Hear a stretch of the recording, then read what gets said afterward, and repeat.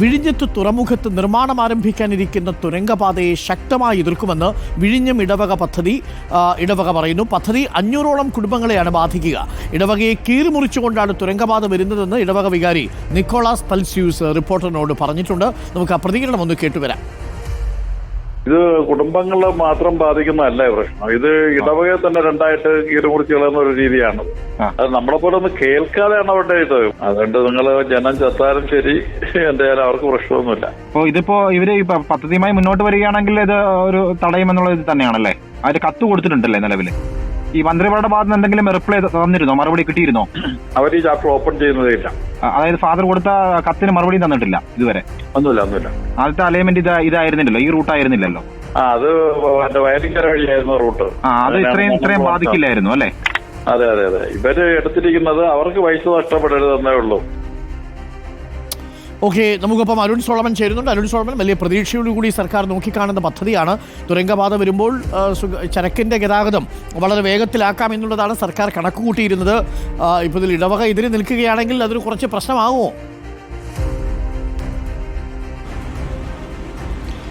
Arun, good morning. ഇക്കഴിഞ്ഞ ശനിയാഴ്ചയാണ് വിഴിഞ്ഞം ഇടവക കൌൺസിൽ ചേർന്നത്. ഈ കൌൺസിൽ ചേർന്നെടുത്ത തീരുമാനമായിരുന്നു ഇപ്പോൾ ഇടവക വികാരി കൂടിയായിട്ടുള്ള ഡോക്ടർ നിക്കോളസ് തർസ്യൂസ് നമ്മളോട് പങ്കുവച്ചത്. നേരത്തെ കഴിഞ്ഞ വർഷം തന്നെ വിഴിഞ്ഞത്ത് ഈ കാര്യവുമായി ബന്ധപ്പെട്ട് വലിയ തർക്കങ്ങൾ ഉണ്ടായിരുന്നു. കാരണം ആദ്യത്തെ അലൈൻമെന്റ് പ്രകാരം മുക്കോലയിൽ നിന്നും ഒരു വയല് വഴിയിട്ടുള്ള ഒരു പാതയായിരുന്നു സർക്കാരിന്റെ പഠനപ്രകാരം തയ്യാറാക്കിയിരുന്നത്. ഏറ്റവും ഒടുവിൽ കൊങ്കൺ റെയിൽ കോർപ്പറേഷൻ ലിമിറ്റഡിന്റെ ഭാഗമായി DPR തയ്യാറാക്കിയത് പ്രകാരമാണ് പുതിയ റെയിൽപാത വന്നിരിക്കുന്നത്. അത് ഇപ്പോൾ ഈ കോട്ടപ്പുറം പുതിയ പള്ളിയുടെ സമീപം വഴിയാണ് വരുന്നത്. അതായത് പള്ളി ഇടവക കീറി മുറിച്ചുകൊണ്ട് വരുമെന്നുള്ളതാണ് ഇപ്പോൾ ഈ ഇടവക വികാരി അടക്കമുള്ള ജനങ്ങളെ ആശങ്കയിലാഴ്ത്തിയിരിക്കുന്നത്. ഇത് സംബന്ധിച്ച് ഫിഷറീസ് വകുപ്പിനും തുറമുഖ വകുപ്പ് മന്ത്രിക്കും അതുപോലെ തന്നെ വിഴിഞ്ഞം വിസിൽ ഡയറക്ടർ അടക്കമുള്ളവർക്ക് 2 തവണ കത്ത് നൽകിയിരുന്നു. പക്ഷേ ഈ കത്തുകൾക്കൊന്നും തന്നെ ഇതുവരെ മറുപടി ലഭിച്ചിട്ടില്ല എന്നുള്ളതാണ് ഇപ്പോൾ ഇടവക വികാരി പങ്കുവച്ചിരിക്കുന്നത്. ഇതിന്റെ അടിസ്ഥാനത്തിൽ ഉടൻ തന്നെ മുഖ്യമന്ത്രിയും അതുപോലെ തന്നെ വകുപ്പ് മന്ത്രിമാരെ നേരിൽ കാണാനാണ്